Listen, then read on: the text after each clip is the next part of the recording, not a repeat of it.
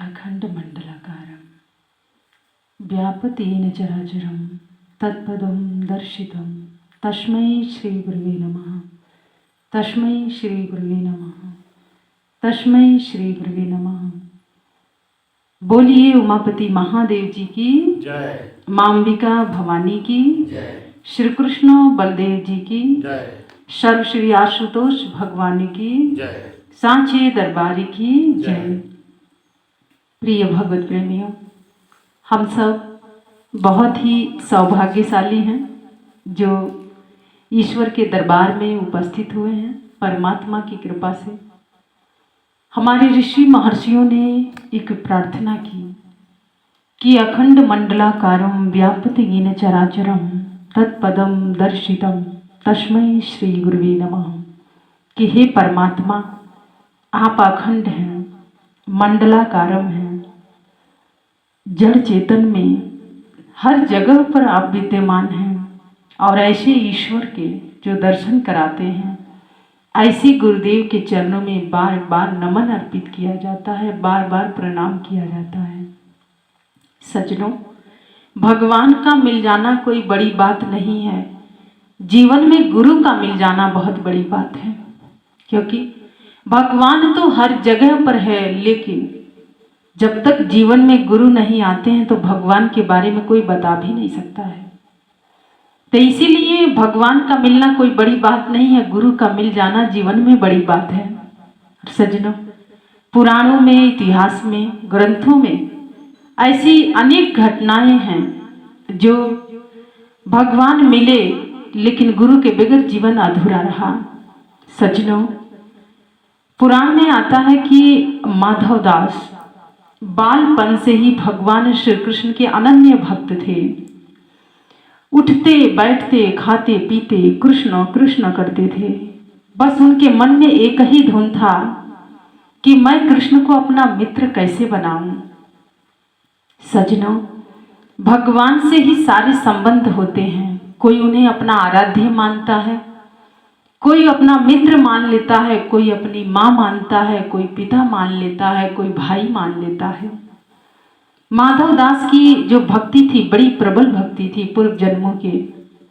और कहते हैं व्यक्ति का जब जन्म होता है तो पूर्व जन्मों के संस्कार के आधार पर ही जन्म होता है।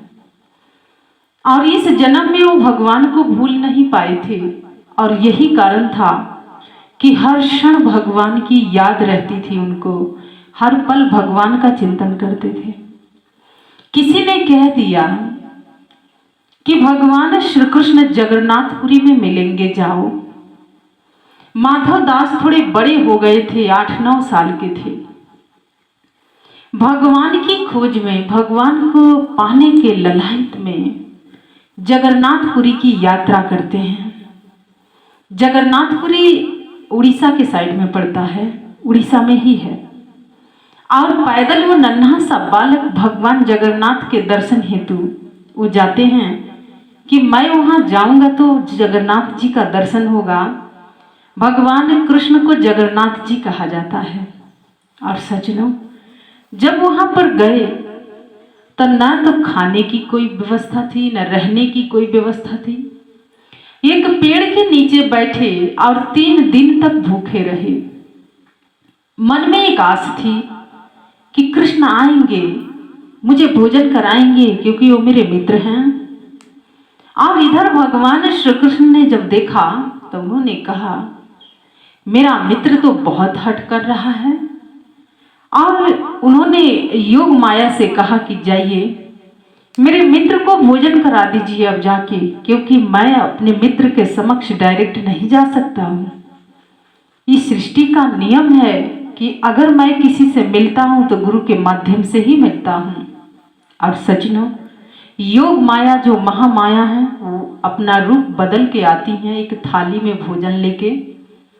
और जहां माधव दास 3 दिन से बैठे थे भूखे प्यासे, उन्होंने कहा कि पुत्र, तुम कई दिनों से भूखे हो, तुम्हारा मुंह तो सूख गया है, तुम कुछ जलपान कर लो, भोजन कर लो। माधव दास कहते हैं कि नहीं, मैंने संकल्प लिया है कि जब भी मैं भोजन करूंगा तो कृष्ण जी के हाथों से ही करूंगा। तो जब महामाया है उन्होंने बहुत समझाया और कहा कि ये भोजन उन्होंने ही भिजवाया है। तो माधव दास कहते हैं कि कैसे? तो उन्होंने कहा कि जानते हो जो जगन्नाथपुरी है, जो जगन्नाथ जी को जो भोग लगता है वही ये भोजन है, वही मैं लेके आई हूँ और मैं कभी झूठ नहीं बोलती हूँ पुत्र। तो बहुत फुसला के और माधव दास को उन्होंने भोजन करा दिया और जैसे ही माधव दास भोजन किए उनका मन तृप्त हो गया। और उसके बाद जो महामाया उन्होंने कहा कि पुत्र ऐसे हठ नहीं करते हैं, तुम कुछ करो, जगन्नाथपुरी में आए हो तो संतों की महिमा सुनो, भगवान की महिमा सुनो। और हमने सुना है कि सत्संग में ही भगवान मिल जाते हैं और हो सके कि जगन्नाथ जी तुम्हें सत्संग में मिल जाएं। तो उन्होंने कहा माधव दास सच में माताश्री? तो योग माया जो रूप धारण करके आई थी बदल के उन्होंने कहा कि हाँ पुत्र मिल जाएंगे। और वो जितने वहाँ पर जो जगन्नाथपुरी का जो मंदिर है, जो वहाँ के पुजारी थे, रोज माधव दास जाने लग गए और उनसे जगन्नाथ जी की महिमा को श्रवण करने लग गए।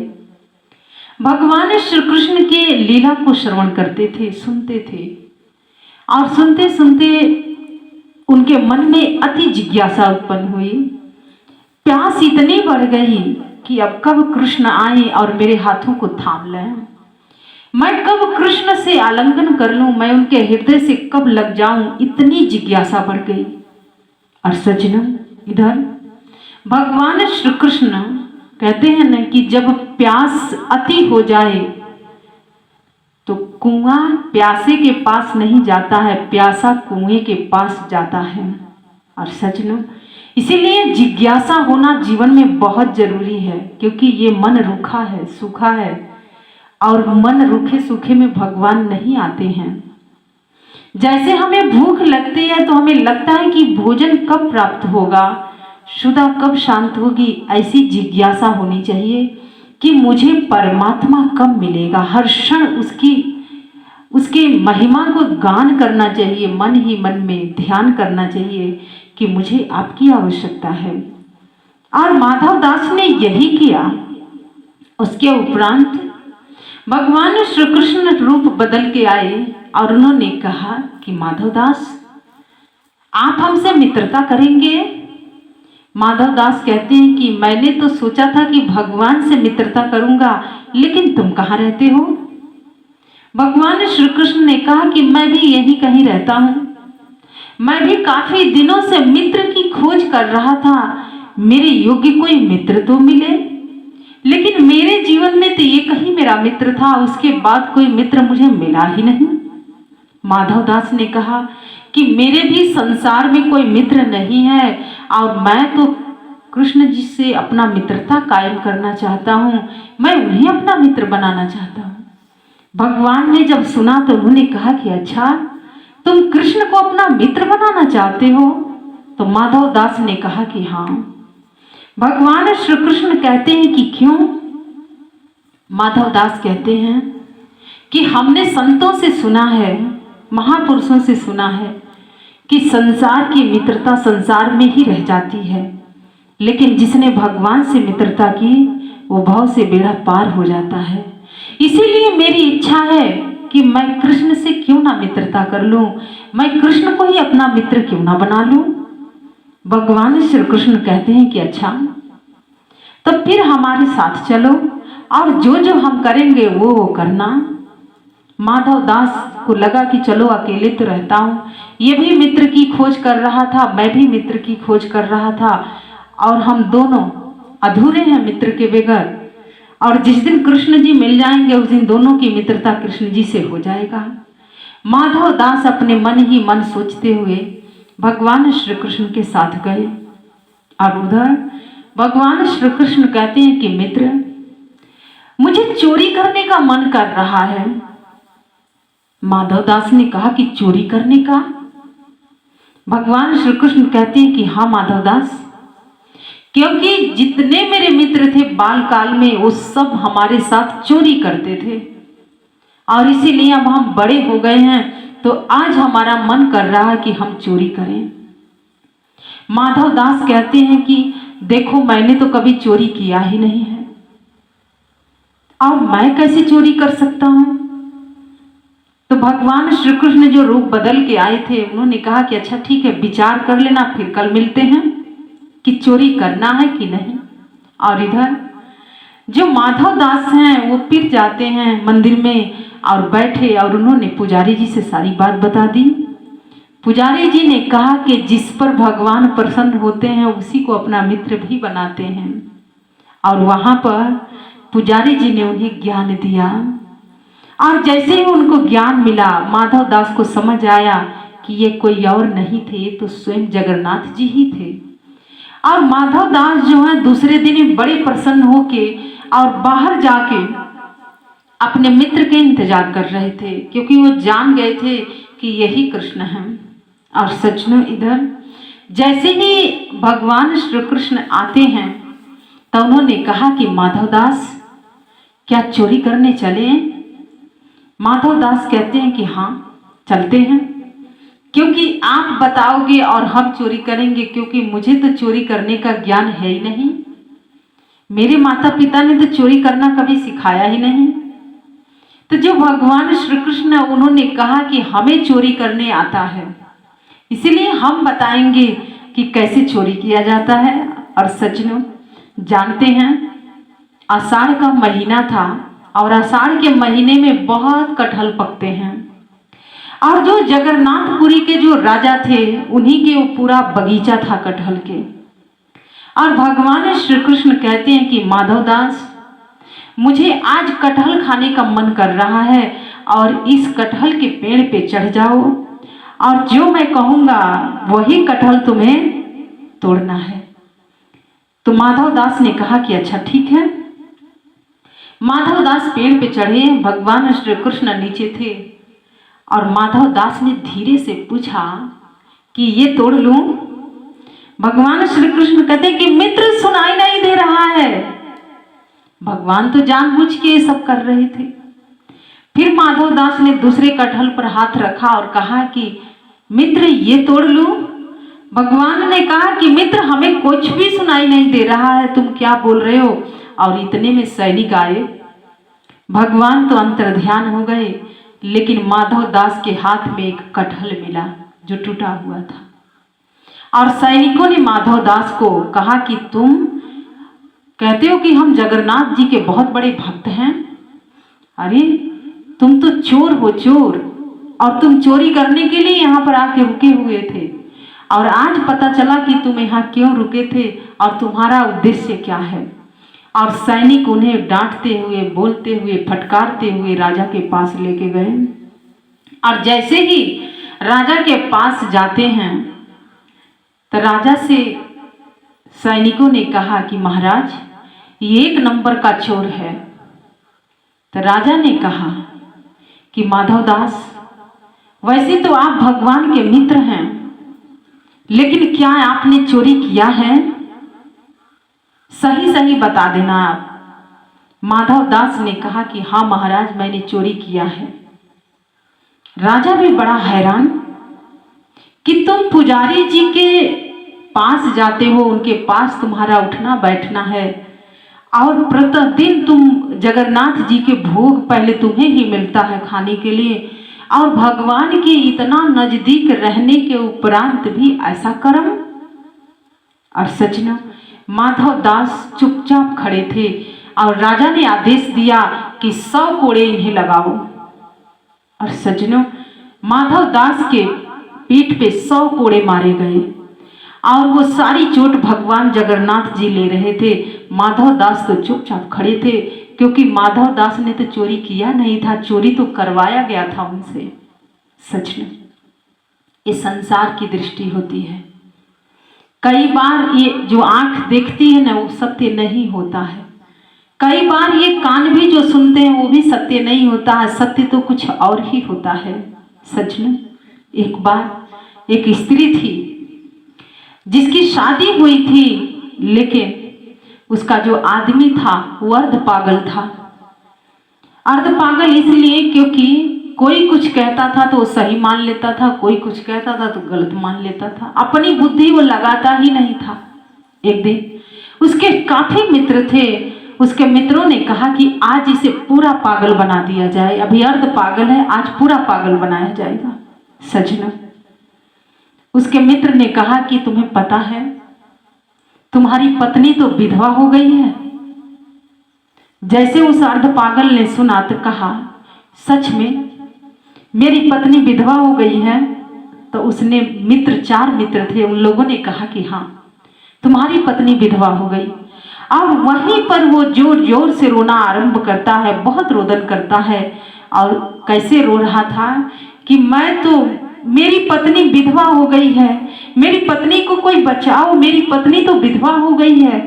और मित्र ठहाका लगा के हंसते हुए उसी रास्ते से निकल गए और यह खूब रो रहा था वहीं बैठ के कि हाय मेरी पत्नी तो विधवा हो गई है, हाय मेरी पत्नी तो विधवा हो गई है, अब मैं क्या करूँगा। सज्जनों, उसी मार्ग से कोई एक सज्जन व्यक्ति जा रहे थे। उन्होंने जब सुना उसका रोदन तो उसके पास गए और पूछे कि क्या बात है, तुम इतना रोदन कर रहे हो। उसने कहा कि तुम्हें नहीं पता, मेरी पत्नी तो विधवा हो गई है। उस सज्जन व्यक्ति ने कहा कि पत्नी विधवा नहीं हुई है, अरे तुम मरोगे तब ना पत्नी विधवा होगी, और तुम्हें बैठ के रो रहे हो तो तुम्हारी पत्नी विधवा कैसे होगी। तो सज्जनों, कहने का तात्पर्य यह है कि बहुत से लोग हैं जो सुनी सुनाई बातें करते हैं और सुनी सुनाई बातों पर अपना जीवन यापन करते हैं, और अर्ध पागल में वो लोग अपना जीवन व्यतीत कर देते हैं, सत्य से कोसों दूर खड़े होते हैं, सत्य से अनभिज्ञ होते हैं। इसीलिए महाराज श्री भी कई बार कहते थे कि कई बार ये जो कान सुनते हैं ना वो भी गलत हो जाता है, भाव कुछ और होता है, व्यक्ति कुछ और कह देता है। कई बार ये आंखें कुछ देखती हैं, वो व्यक्ति कुछ करता है लेकिन ये आंखें कुछ देख लेती हैं, वो भी गलत होता है, क्योंकि जिसने मन और बुद्धि के आधार पर समझा वो हमेशा ठगा गया, मारा गया। इसीलिए अध्यात्म का जगत विवेक के आधार पर समझ आता है। सज्जनों, मन और बुद्धि नहीं लगाया जाता है। और आज जो माधव दास जी के साथ जो हो रहा है, क्योंकि माधव दास ने तो चोरी करना सीखे ही नहीं है, इसीलिए कई बार ऐसा कार्य ऐसे महान लोगों से भी हो जाता है। तो इसका मतलब वो नहीं है कि वो जानबूझ के किए हैं, उनसे कोई कराया है। इसीलिए विवेकवान जो लोग होते हैं वो अपना विवेक लगाते हैं कि अगर ऐसा हुआ भी है तो इसके पीछे कोई ना कोई कारण होगा, कोई ना कोई रहस्य जरूर होगा। और सज्जनों, जानते हैं भगवान जगन्नाथ जी को जब भोग लगाने का समय आया शाम को, और उनके वस्त्र चेंज किए जा रहे थे, बदला जा रहा था, पुजारी जी ने बदल रहे थे, तो देख रहे थे भगवान की पीठ पे 100 कोड़े के निशान पड़े हुए थे।